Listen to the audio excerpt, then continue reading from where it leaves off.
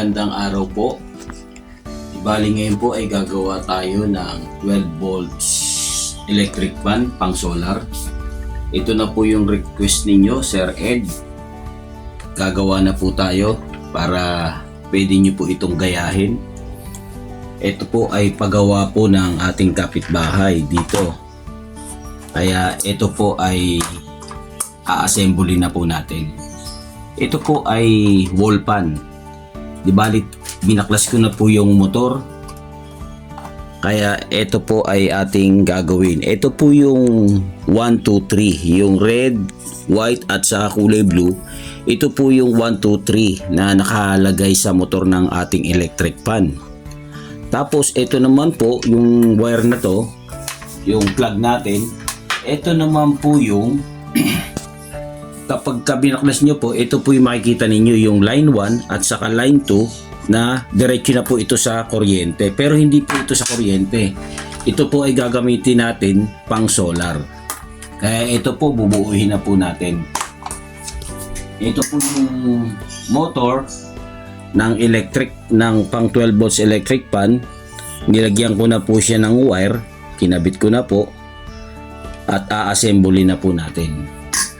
Ito po, ano rin ito. Ito pong 1, 2, 3 na to ng electric fan. Di bali pinagsama ko na po silang tatlo. Ito na rin po kasi ang gagawin natin ng switch para on and off. Yung switch na to. Yan, pinagsama ko na po yung tatlo. Lagyan ko po na ito para hindi po siya mahiwalay. Ayan, a-assembly na po natin. Ito po yung sa motor ng electric fan, di bali binaklas ko po.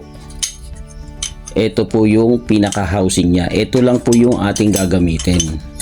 Bali assembly na po natin. Yan po.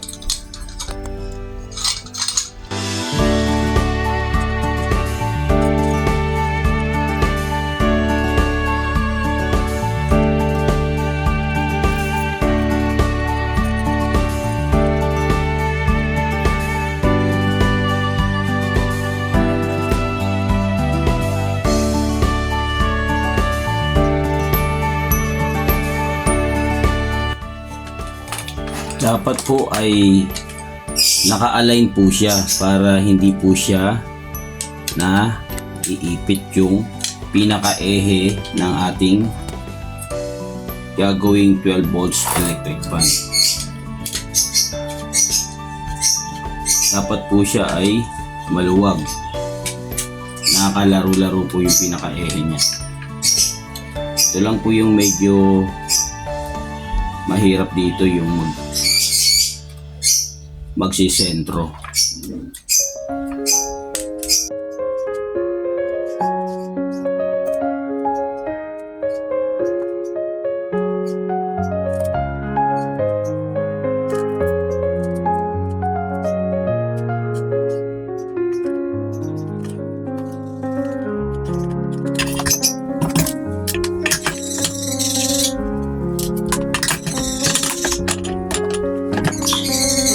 Ganyan na po yung pinaka-forma niya. Ayun po ay ikakabit na po natin siya dito.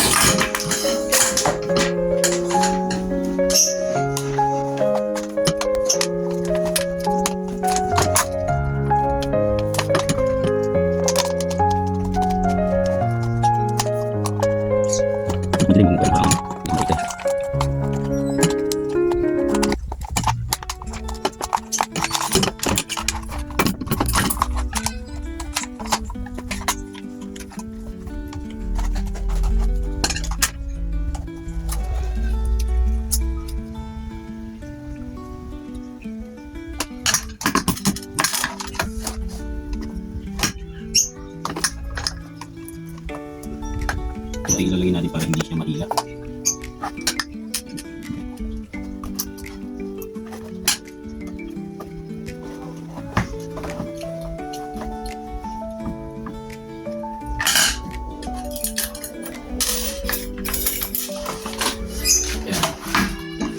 Ngayon po ay ikakabit na natin yung ito po yung galing sa motor. Layo mo konti, no? Ikakabit na po natin. Kahit alin po dyan sa wire na yan. Patay. Napupul pa.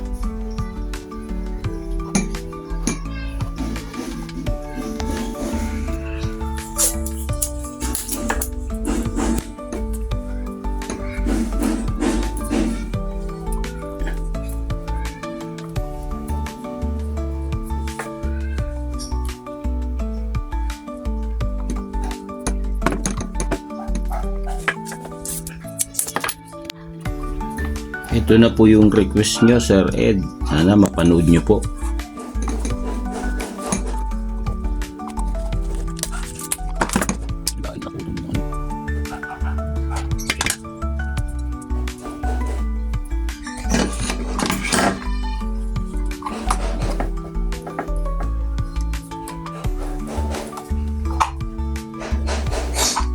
Naputol. Tuan muna natin ng paraan. Mamaya ako nahihinangin.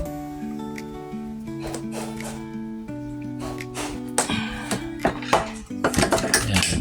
Gawa na po.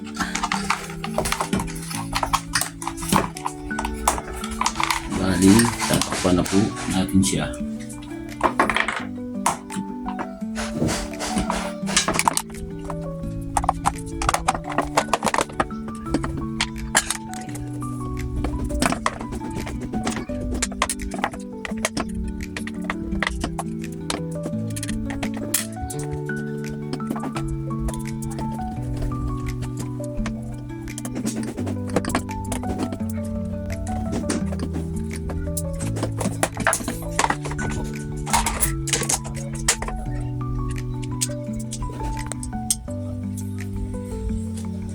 Malapit na po tayo matapos.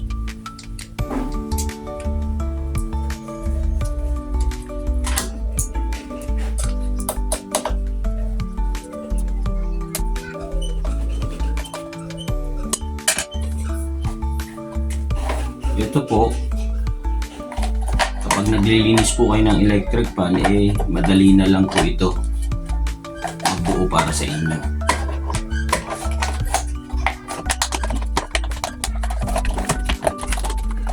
Wala na po siyang kabitan sa likod kaya gagawan na lang po natin ng paraan. Di bali dito na lang po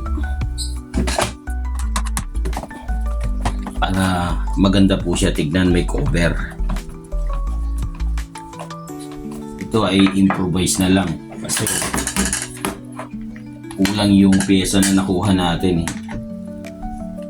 pero hindi naman to makaka-apekto.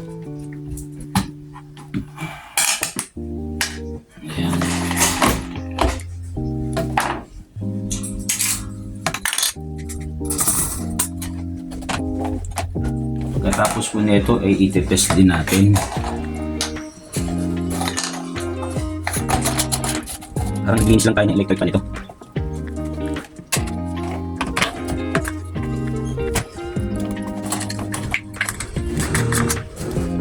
Ayan po, ayan po tayo.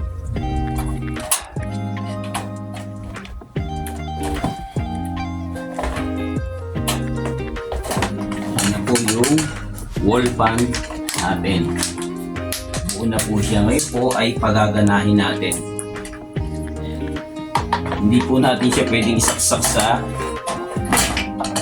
220 dahil puputok po siya. Ngayon po, meron po ako ditong extension at meron na rin po akong nakaset up dito na solar.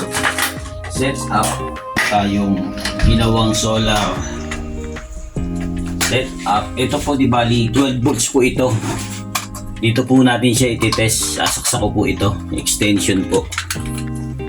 Ito po ay gumagana na po. Dati ko na po itong yan po. Saksakan po ito ng 12 volts. Ito po. Susubukan na po natin paganahin. Ayan po. Ito po. Ito na po yung request nyo, Sir Ed. Ayan. Tignan po natin kung gagana siya. Naku, hindi ko mana. Ayun, saka naglulus. Naglulus po yung sasaksakan. Ayan po, gumagana na po siya. Malakas po siya. Ayan. Ayan, halilipad po yung ano. O yung mga ano sa bahay. Ayan. Ito Sir Ed. Saka bibigay na po natin ito sa nagpagawa nito. Ayan po yung sinasabi ko na gagawin po nating switch, yung pinaka ano niya, number 1, 2, 3. Pero ito hindi na po ito nalalakasan, no. Isang power lang po ito. Yung 1, 2, 3 parang ano lang po yan, switch niya lang po. Pinagdikit-dikit ko na lang para maging switch po siya. Ayan. Okay na po. Sana po ay may natutuhan po kayo. Maraming salamat po.